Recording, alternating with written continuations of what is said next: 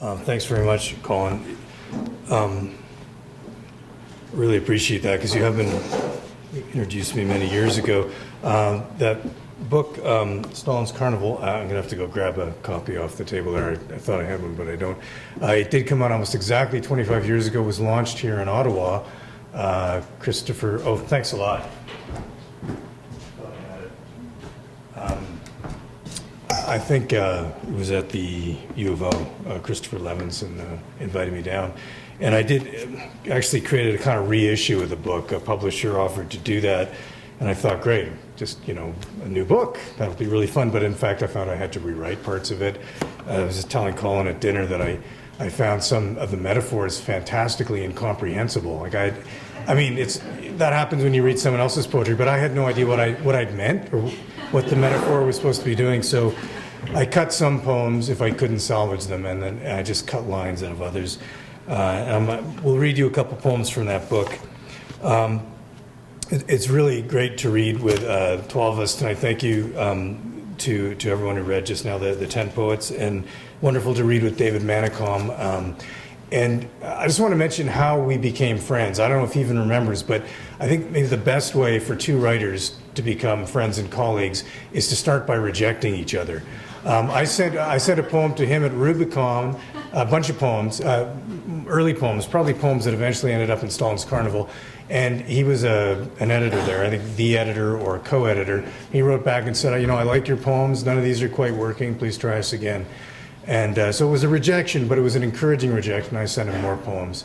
And by then the magazine had closed. But that is another story. He can tell you about that. But at the same time, he sent me some poems at Quarry. And I don't know if I rejected them, but I made some comments on several, and eventually I used one. But at any rate, our friendship started on this level of complete trust, because we weren't just mindlessly boosterizing and praising each other. We were actually being critical of each other's work.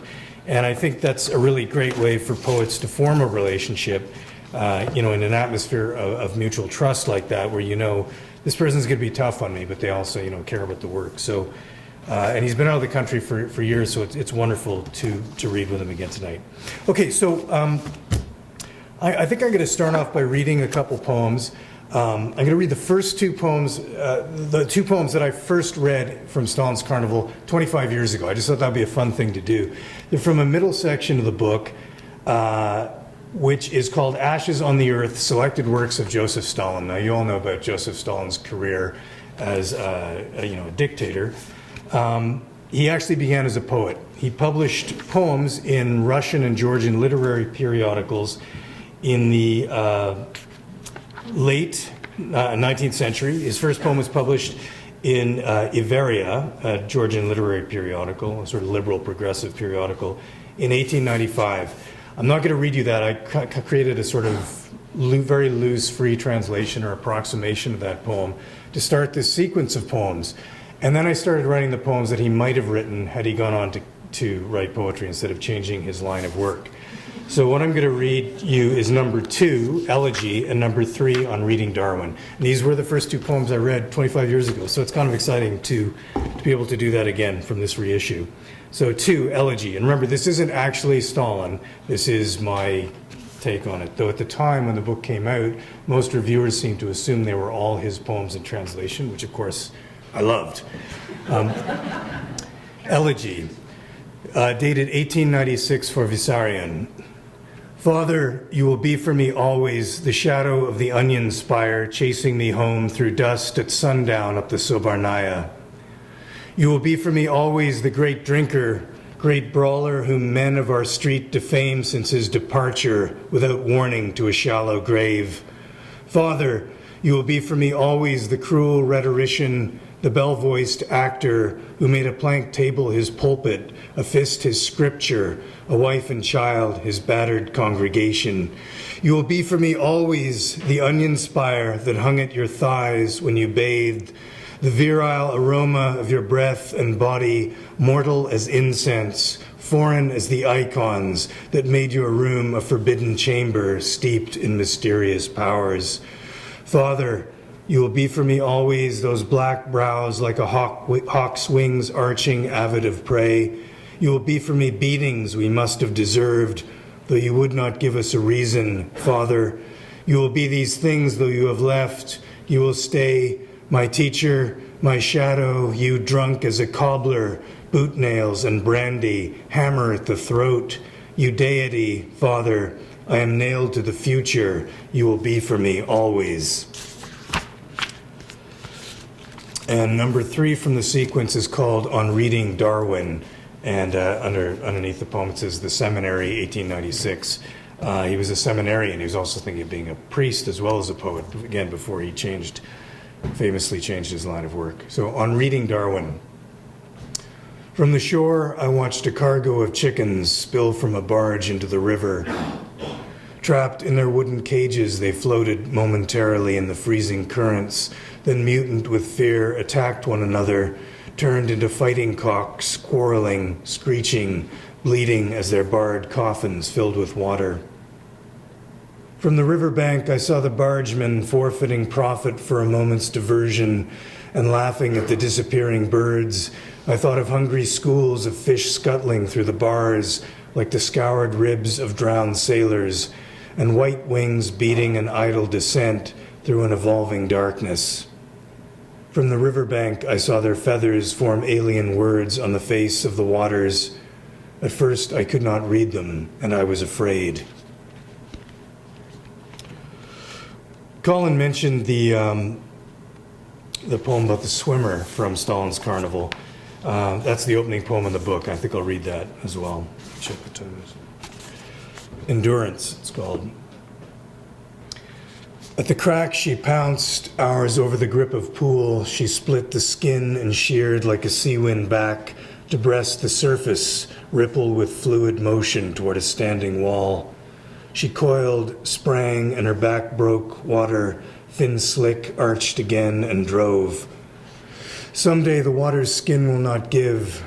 Its flesh will stiffen around her, gathering strands of her hair and strength, and spirit them down like a moon through the tidal pools. Her crawl will slacken, but discover in rest the power of seabeds, muscles, coral, that forge in the rhythms of sleep a pearl of flesh. See her flail with brief endurance. When the race ends, there is still this.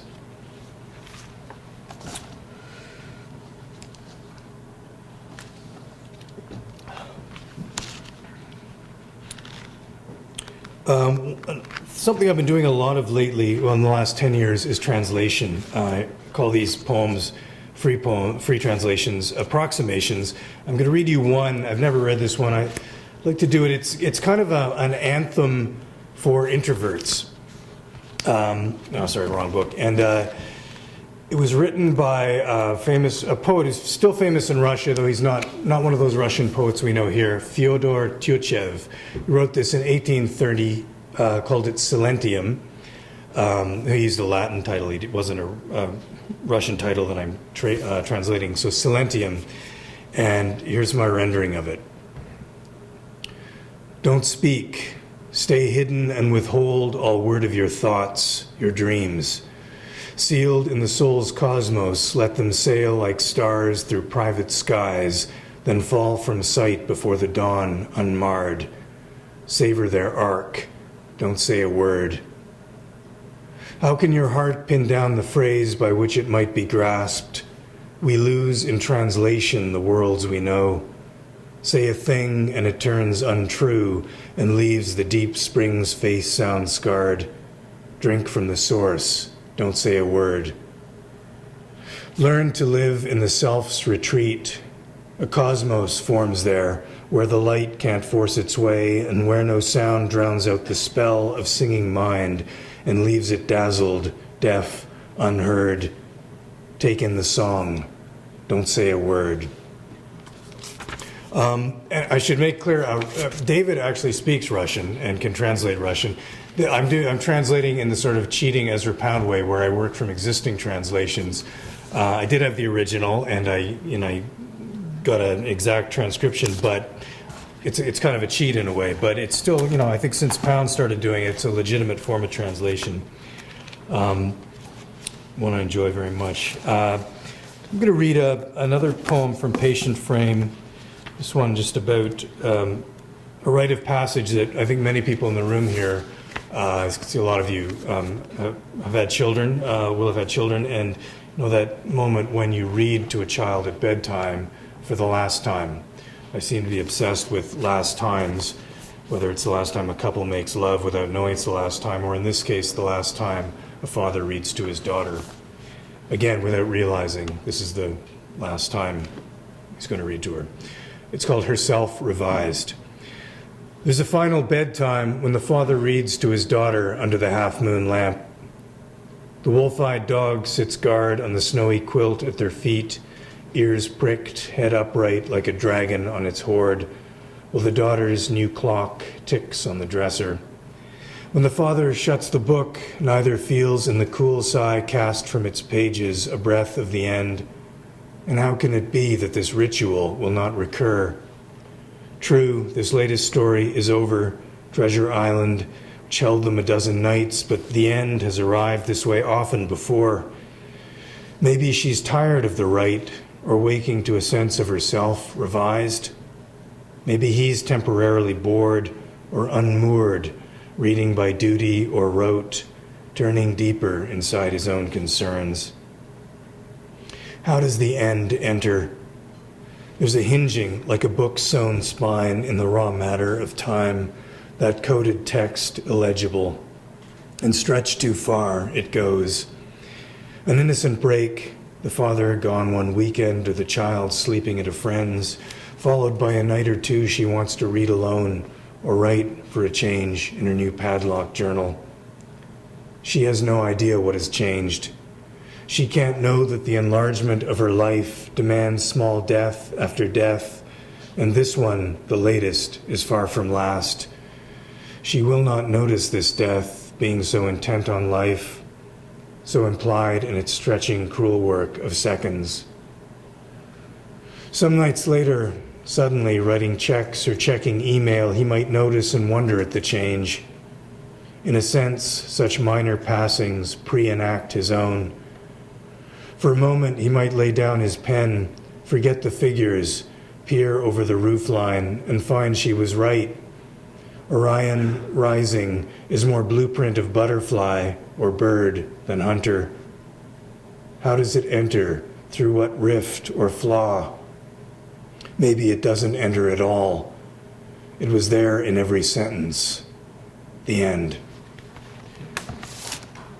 Thanks. If I'm reading with someone else instead of alone, I'm trying to, if I can, see some way of creating some kind of synergy, which usually happens on its own as well. I try to, and I know David's going to read from his wonderful long poem, Desert Rose, Butterfly Storm. And I'm going to read a poem. I could sense some anxiety building in the audience. I've said this before. Some of you have heard me say this before if you've heard me read. This is not a 9 or 10 page poem. These are the various drafts of the poem. I keep them all together, so I've got the full fossil record back to the handwritten first draft. So it's just like 1.5 pages, don't worry.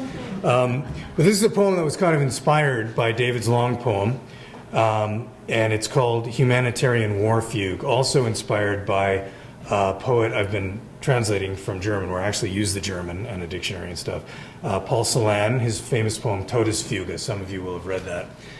So that's part of it too, David's poem and Todesfuge. Humanitarian War Fugue. We killed with the best of intentions. The goals that we died for were sound. The notions we killed for were sterling. Our motives the sort that one mentions, frankly, with pride. Quit scrupling, quibbling, lying down and lay this down. Bad guys by the graveful we gunned down so girls, little girls by the classful could go to school. Girls too busing to school we slew so girls could go to school unharmed. In error we slew them with higher intentions. Bad eggs, however, we harmed to win hearts. Warm cockles gain guts and livers and limbs and minds with splendid intentions. Good eggs we even armed, only good eggs armed. Others, however, we cracked, curtailed, and we atomized, till the doves among us cracked, seldom if ever seeing the dead undismembered, still entrailed, save sniping from rooftops at ragheads, our motives intact, the noblest of which entail a checklist of sterling abstractions one mentions, especially when aim is less than exact and friendlies get fried. With decent intentions we killed and we strafed and we mortared and mined, missile too, drone too, till we sickened and shriveled to ghosts in OSI ward corridors, dreaming torrents of lymph and tar ponds of gore, and they dosed and discharged and forsook us completely. But on we kept killing with crystalline reasons in the theater of lesions that once was a brain, from hovering gunships maniacally hooting, culling the groundlings with motives forgotten, to a playlist of metal eternally cycling. Of course, looking back, you would like to reboot your being and start over, but there is no over. This spraying and shredding forever recursive, this Gatling drum always ample with ammo, and papa, papa, papa, papa, each weapon is screaming, a ceaseless returning, an endless rehearsing. You're killing with the best of them, killing with the best of them, killing.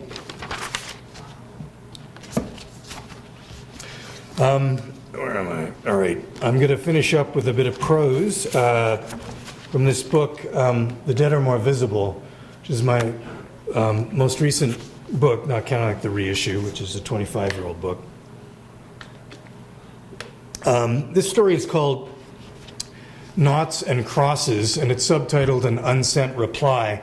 I just need to set it up. This isn't going to work, right? You're all too far away. Basically, it starts with an email address and then a message. And then you know how some people will cut and paste lines from your email and stick it into a reply, so you know exactly what part of your message they're replying to.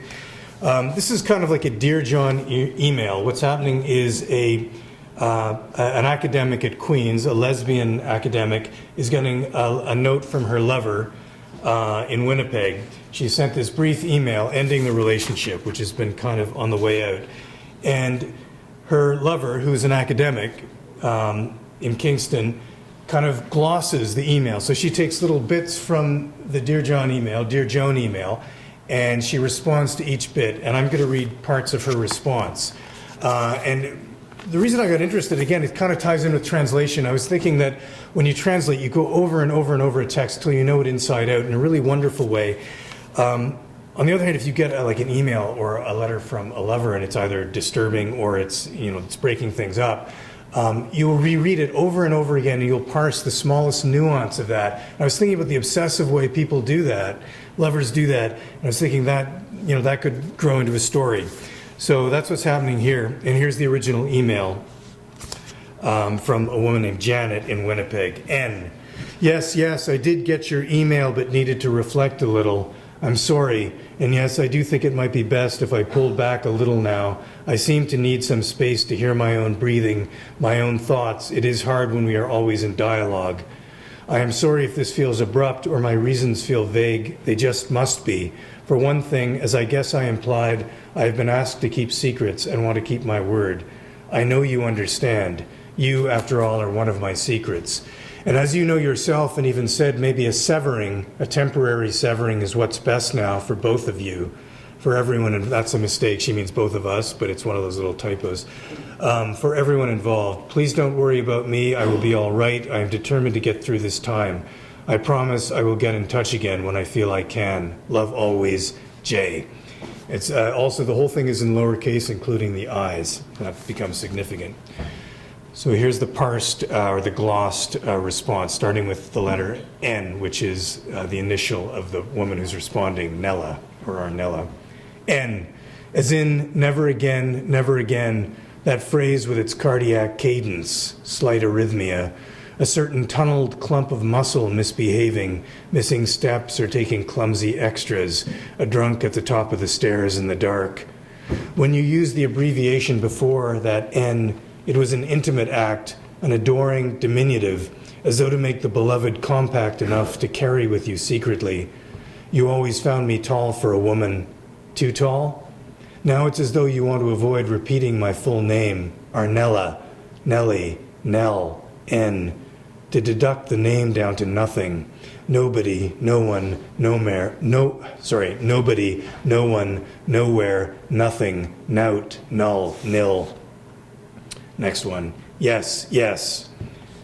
The one thing you would never say in the act was yes. It was always, oh no, oh no, oh no, oh no, when you were getting close. And when I asked if it was because something was wrong, this thing was wrong, or was your pleasure, I would like to think so, intense to the point of pain, you turned shy and said it was just what came out, you know, your favorite lazy phrase, quote, like when a song shows up in your head and you just let it out. I didn't press the point. I sensed you retreating into your separate memoir of intimate events. I didn't ask if that was always what came out, or only with me. Separate memoirs, former loves, how crowded our bedrooms are these days. Or not. Not my bedroom. Not these days. For over a century, there was a tunnel extending from the crypt of the main cathedral here down to the Hotel Dieu, the old Catholic hospital, so the nuns and priests could stay indoors in winter when they were called off to see sick parishioners or perform the last rites. A few weeks ago I read about it and for some reason kept wanting to tell you. Why not now? 40 years ago they decided the tunnel was becoming unsafe. They sealed it off at both ends, but the passageway is still there, 30 feet under Brock Street. Totally dark, of course, and empty. Sometimes now when I'm alone, it hits me. Reflect a little. 5 days of this little reflecting. Here is what gnaws me, besides the after effects of 5 days of little reflecting on your part and much waiting on mine. What gnaws and haunts me is whatever passed through your mind in those 5+ days, all the stuff you decided not to voice, reconsidered, revised, rejected, then retrieved, reneged on again, at last deleted. I wanted back the full census of your reflections, a crammed CT scan full, all those references to me. I can't accept that they're gone, neural flickers like email never sent, or lost in transit somewhere in the digital ether we're all adrift in now. Or whispers of a couple passing in the tunnel before it was sealed.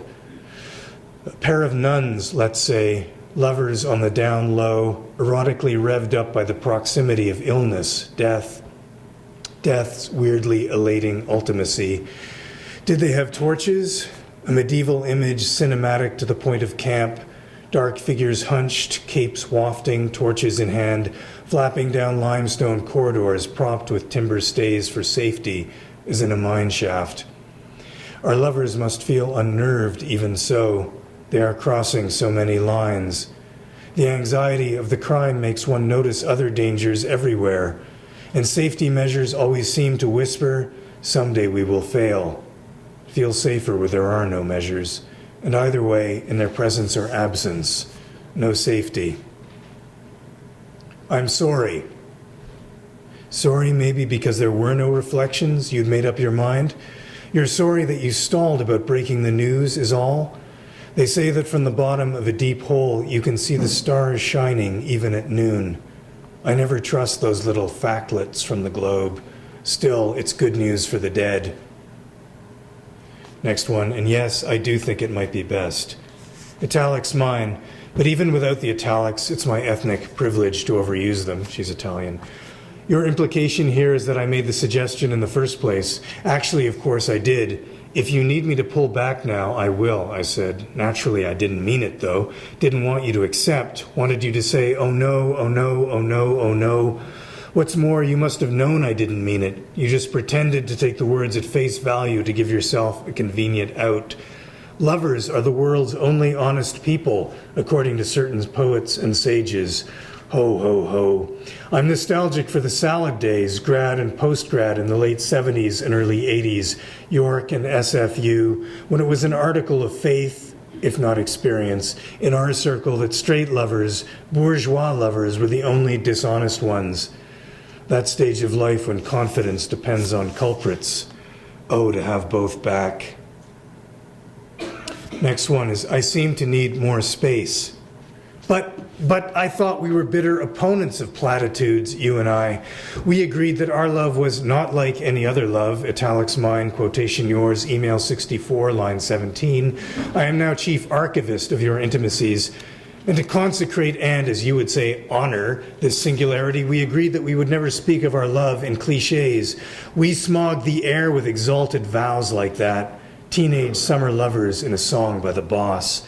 So maybe a return to cliche is a neatly symmetrical way to shut things down, to deconsecrate our love, the way they do with those churches whose flocks have died off or moved to Palm Beach, and the buildings are converted to meeting halls or museums or daycares. I have to stop for a second. I was reading a tree reading I did 15 years ago. It was in a deconsecrated church. And that's where I got the idea for this passage, because I remember asking the host, I think you were there, Colin, I remember asking someone after, how do they deconsecrate a church? So here's my theory about it. Ever wondered how they deconsecrate a cathedral? I really should know after a quarter century in my field. A century, one learns, is a small thing. A choir assembles for the last time, chanting in discord, an infernal chorus. At the altar, a bishop exhausts the full roster of religious obscenities. The organist, wild-eyed, riffs on anthem rock standards, Queen, Gary Glitter, the suite, as if playing at a hockey rink. Jay, my Jay, you've recanted. Shouldn't recant mean to sing again? Next, to hear my own breathing. If I woke in the night, the precious nights I had you here, I was always taken aback at how hard it was to detect your breaths. Even when you were deeply out, pretty much always, your breathing was delicate. Once or twice, I almost panicked. You know how the mind works at night. And there were always those footlights of unease around our meetings, fear of your husband interrupting our tutorial with a call, so that panic would feed on puny fears, and several times I actually put the back of my hand to your open mouth to feel the breaths, then my mouth next to yours to breathe them in. That close, I found you breathing, of course, calm and profound, with a faint sighing wheeze in your lungs under your bare breasts, which were pillowed one over the other as you lay furled on your side. Your breath smelled fine, spicy, with a subtle finish of garlic and syrah. Then one night it changed. That's how I knew we were coming to an end. More conventional signs had materialized as well, your canned laughter, diluted gaze, undilated pupils. But that was how I knew. The last 2 nights, your breath turned unfamiliar in your sleep. Changes deep inside where I couldn't reach.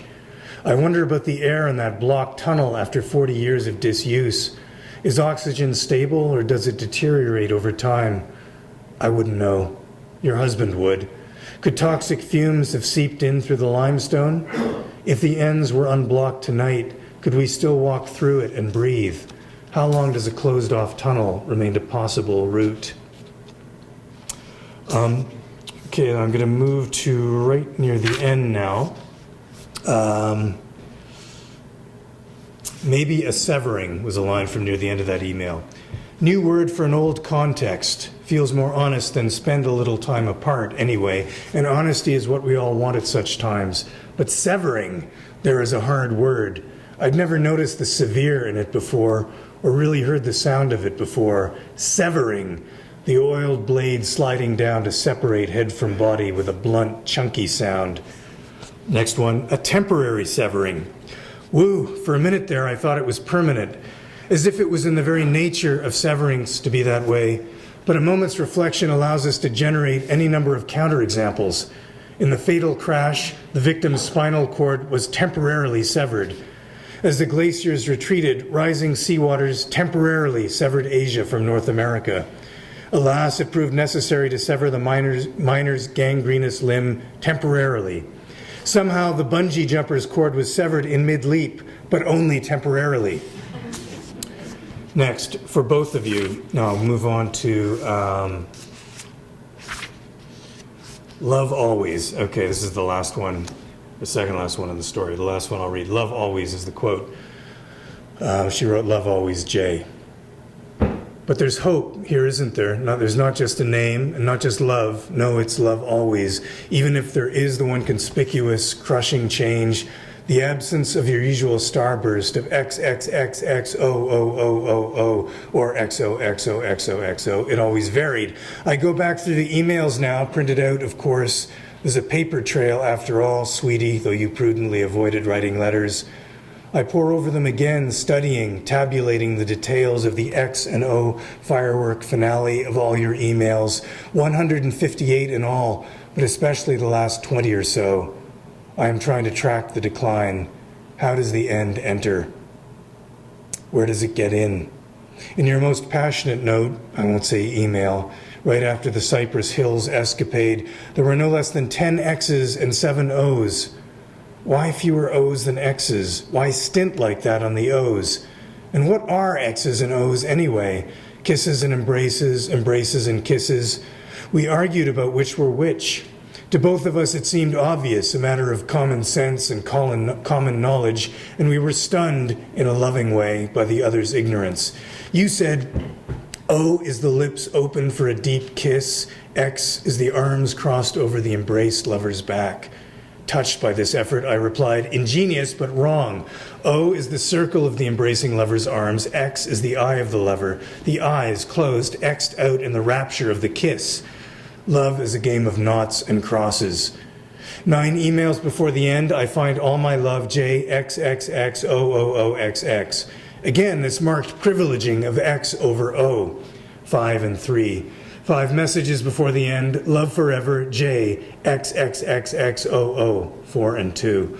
3 messages before the end, O makes something of a comeback, outnumbering X for the first time in many missives. Love, JOOXXXOOO. In fact, the total number of signs here, 8, suggests, if anything, a strengthening of passion. Next, email 156, where O makes its final strong showing. My love, JOOXOO, with the lone X almost lost among those still fervent hugs. Or kisses? Number 157, the second last, shows this tic-tac-toe showdown entering its endgame, though the salutation, yours always, JOX, almost seems to cancel out that lack. Okay, there's one more section. I read about half of the story, and I'll stop there. Thank you so much for listening, coming out on this cold night. It's wonderful to be back in Ottawa 25 years later. And thanks for the intro, Colin, and looking forward to hearing David. Thanks.